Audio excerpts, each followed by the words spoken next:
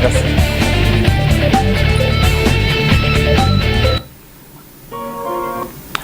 Nous allons démarrer avec la nouvelle expression ce matin. Le quotidien consacre sa une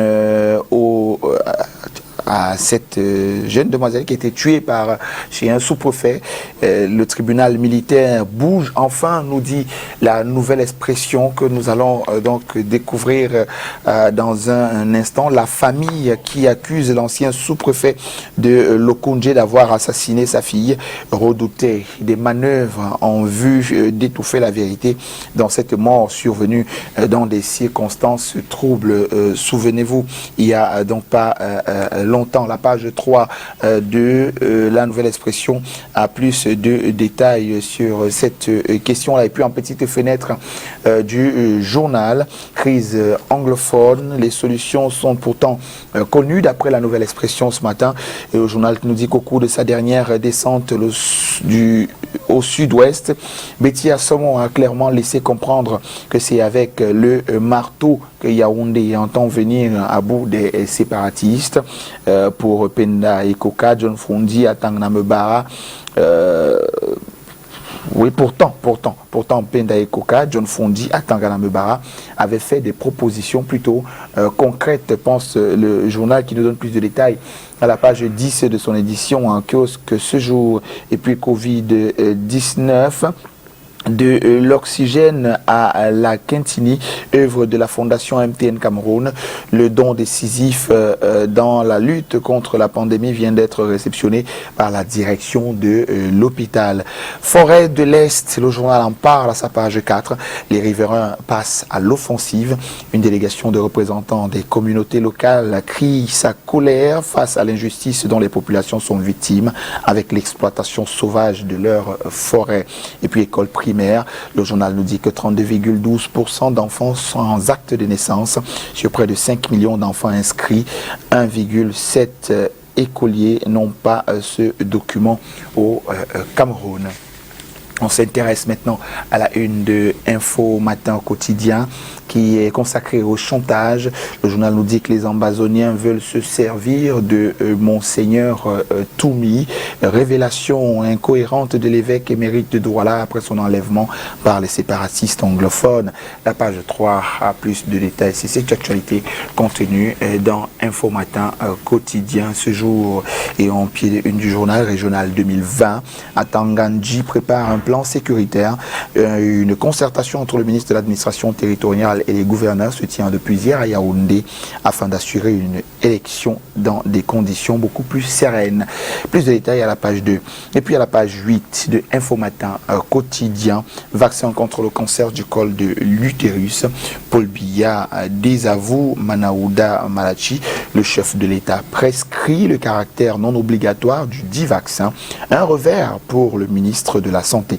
Ce dernier, mu par des intérêts occultes, en avait fait une condition sine qua non de l'admission des jeunes filles dans les salles de classe. En dépit des sages réserves du ministre de l'Éducation de base, le professeur Laurent Serge Etondi. On voit plus de détails dans les colonnes de Info Matin quotidien. Le messager de Jean-François Chanon est en kiosque ce matin. Ça revient bien sûr sur les actes de naissance. Le scandale camerounais s'exclame le journal. 32 enfants sur 100 ne disposent pas de ce document. Une séance plénière spéciale a tablé hier sur la question. Le rapport attendu sur la table du gouvernement. En pied de une, crise anglophone à la page 3, l'appel du cardinal Toumi dans l'ouest Cameroun. Le ciné des Bocs sur le grill. Voilà, je crois que c'est le syndicat des exploitants des débits de boissons. Oui, syndicat national des exploitants de débit de boissons du Cameroun. Et puis, à la page 11, port autonome de Douala, vers une chasse aux sorcières contre les investisseurs libanais, une interrogation. Le journal nous dit que des questionnements sur la nouvelle tarification des redevances locatives imposées par l'autorité portuaire. Les détails, je le disais tantôt, à la page 11 du journal. On poursuit donc bien sûr avec les autres quotidiens, notamment voilà, notamment Cameroun Tribune de ce matin. Le quotidien gouvernemental consacre sa une aux atteintes de l'émergence ou à l'atteinte de l'émergence. Les nouveaux piliers. Le journal de Marie-Claire Nana nous dit que la stratégie nationale de développement pour les 10 prochaines années a été lancée. C'était hier du côté de Yaoundé. Après les résultats mitigés de la DLCE, le nouvel instrument de planification met un accent sur la transformation structurelle du pays, le développement du capital humain et même du bien-être, la promotion de l'emploi, entre autres l'insertion économique, la jeunesse et même la décentralisation. Les détails à la page 10 du journal ce matin. Mozambique, Cameroun. Les Lions confirment les hommes d'Antonio Conceição ont enregistré hier du côté de Maputo une deuxième victoire, 2-0 face aux Mambas lors de la 4e journée des éliminatoires de la Coupe d'Afrique des Nations 2022.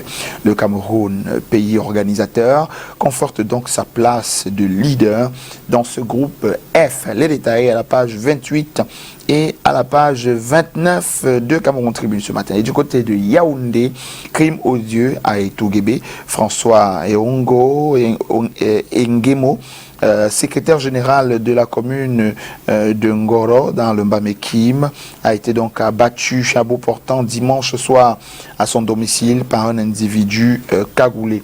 Des détails sur cette actualité triste à la page 16 et à la page 17 de Cameroun Tribune en kiosque ce matin. On s'intéresse à la une de Émergence maintenant, un autre quotidien Émergence, et on sait que ça une ce jour à la région, aux régions du nord-ouest et du sud-ouest. Monseigneur Christian Toumi réclame l'amnistie à Paul Biya. Les détails à la page 5 du journal. Diamant, le Cameroun a pu tracer 2438 carats qui ont été produits localement, nous dit donc le quotidien Émergence ce matin. Et puis Cameroun-Gabon, de l'eau dans le gaz, c'est une interrogation à laquelle vous trouverez certainement des réponses dans la colonne donc du journal ce matin. On s'intéresse à la une du quotidien Le Jour tout de suite. Le Jour consacre sa une de ce jour à la localité d'Union, enfin au département d'Union et Kélé, régional 2020. Que peut encore l'UPC? C'est une interrogation. Le journal nous dit, se demande pourquoi l'Union des populations du Cameroun a donc choisi d'entrer dans la course sans le moindre conseiller municipal dans une localité qui a été un bastion historique. Et en pied de une à la page 6 précisément, pourquoi le Cameroun suspend la mise en œuvre de l'APE. Le journal semble avoir des explications là-dessus. Et d'ailleurs, les explications qui proviennent du chargé d'affaires de la délégation de l'Union européenne du côté de Yaoundé. Le journal revient également sur la rencontre Cameroun-Mozambique d'hier, 2-0, rappel du score. Regard donc sur la prestation de Lion Indomptable, analyse d'un expert sur cette actualité dans les colonnes du journal ce matin. Et notre quotidien qui est en kiosque, c'est Mutation. Mutation qui consacre sa une de ce jour à l'état civil, comme les autres, ces enfants fantômes, comme le journal choisit de les appeler. Et le journal nous précise qu'au moins 1 700 000 écoliers sans acte de naissance au Cameroun.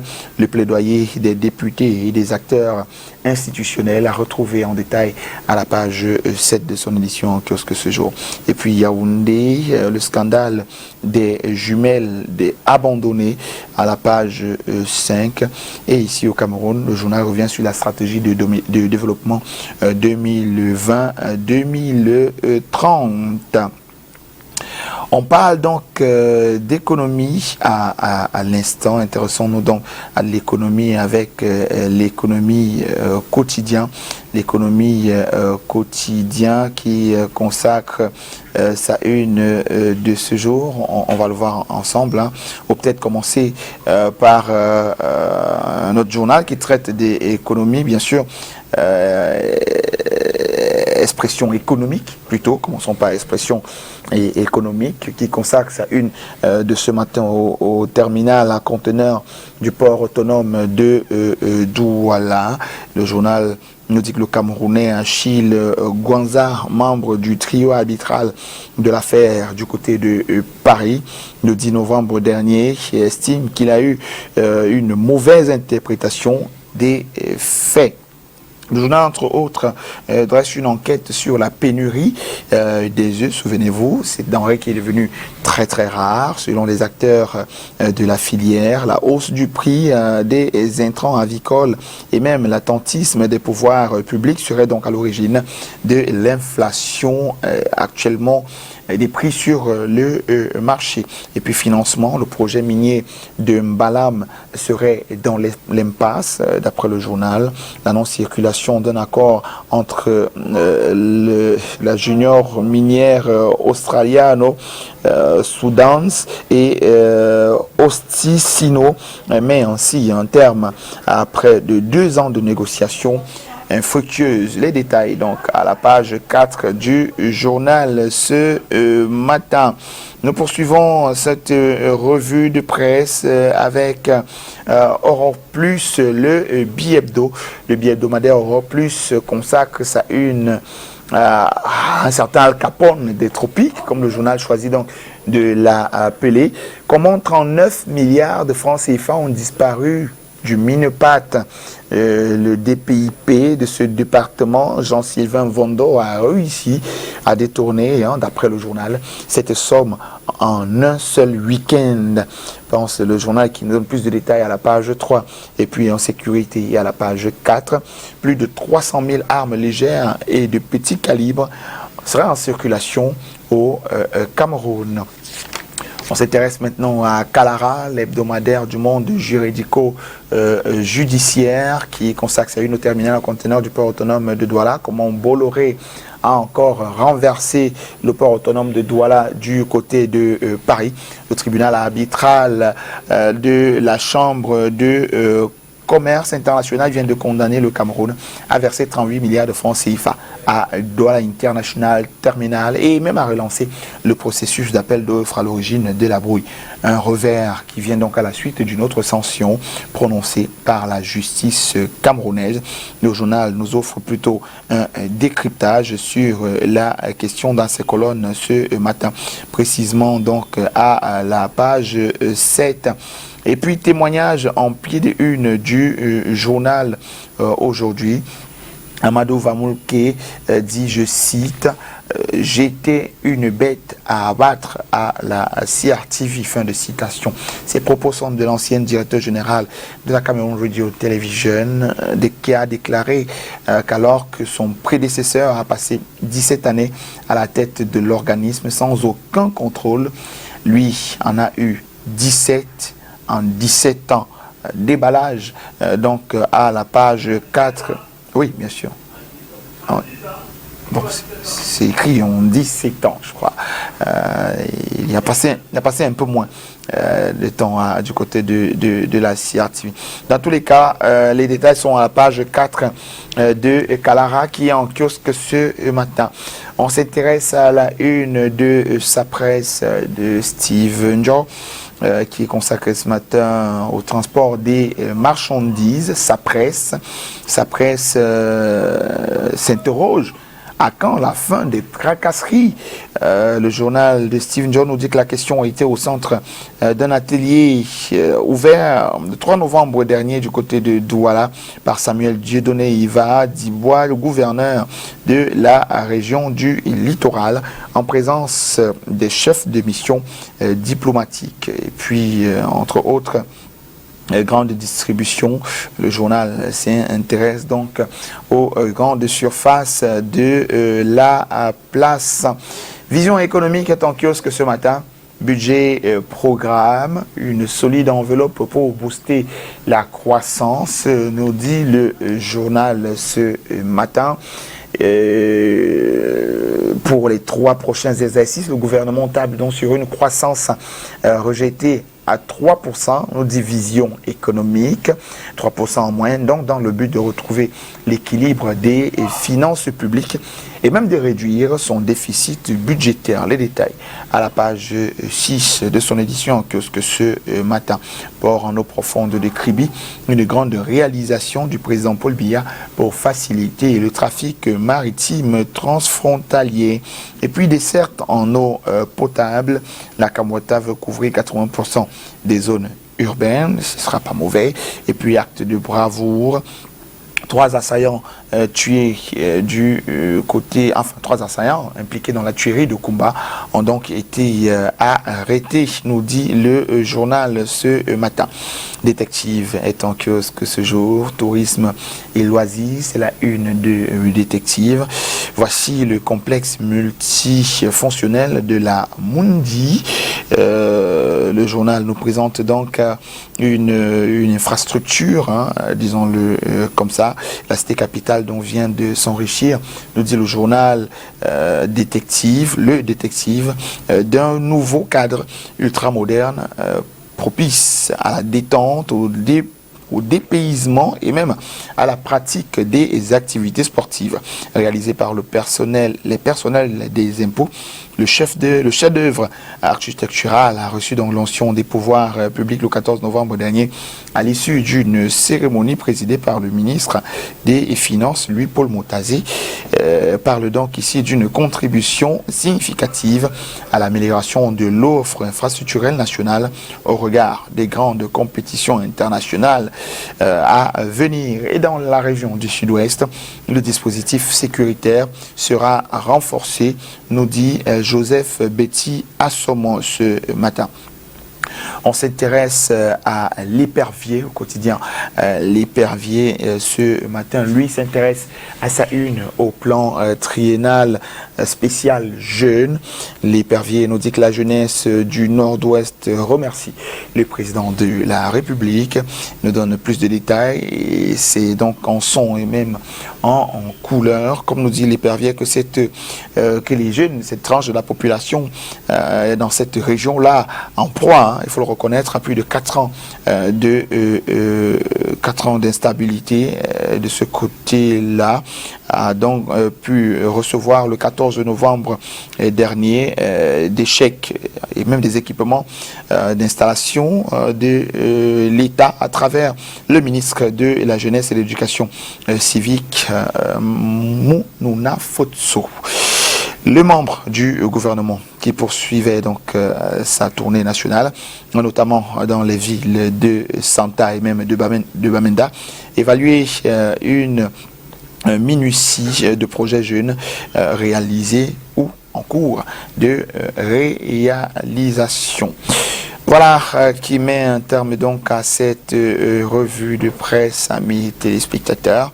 On se retrouve demain à 7h30 pour une nouvelle revue de presse. Voilà, à tout de suite.